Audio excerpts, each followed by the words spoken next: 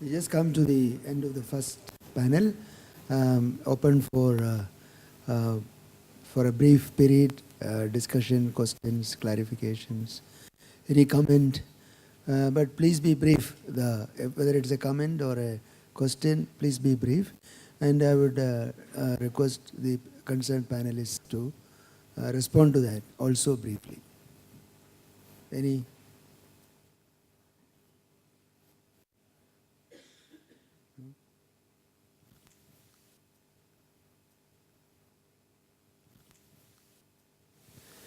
Yeah, we have seen the huge growth potential in the civil aviation market, but our own RTA program, we don't see further updates or further reports on that. So I would like to ask the concerned panelist to what is the progress in this RTA program, our own RTA program.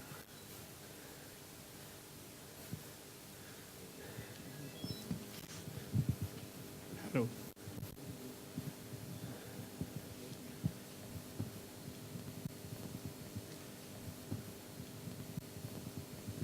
NAL has started, as we know, National Civil Aircraft Development Team has been formed and 90-seater program is being developed. They have put a time scale of about 5 years to get the prototype, first prototype. And they have got a 7-year program which says that within next 7 years, the aircraft will start rolling out in production. So there are a number of organizations which are being involved to participate in the program from private sector as well as public sector.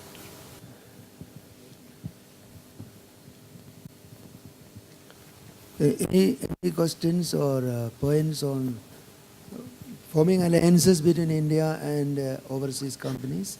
Anybody has any questions on that?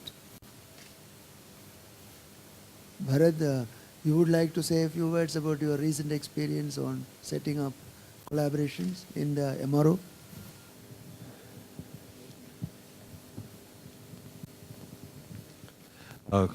Good afternoon, everybody.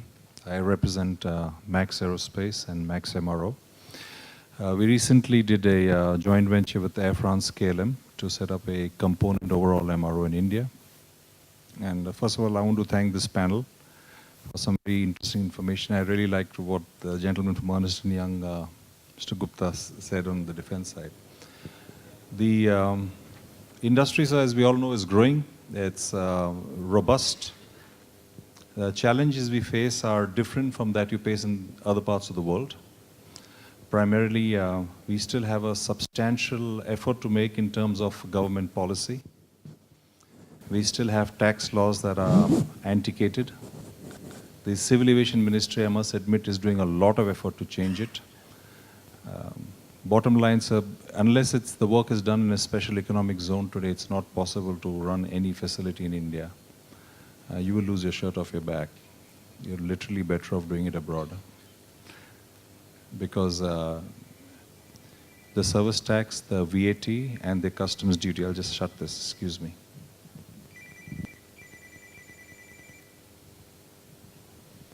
That we pay in India are substantially high, but import of services is duty-free. So to every foreign company here, our advice is either you go to a special economic zone or continue to export to India till the laws change. And to my colleague from the Civil Aviation Ministry, so thank you for what you're doing, but we really need a lot more. It's just not possible anymore to grow. Thank you.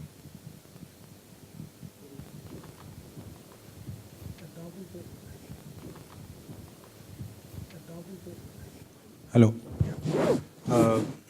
Thank you for making this observation. I would say whatever I tried to say in my short presentation was the initiatives taken by the Ministry of Civil Aviation in getting a lot of things which has historically been not conducive for growth in the sector, particularly the MROs, the taxation regime, everything.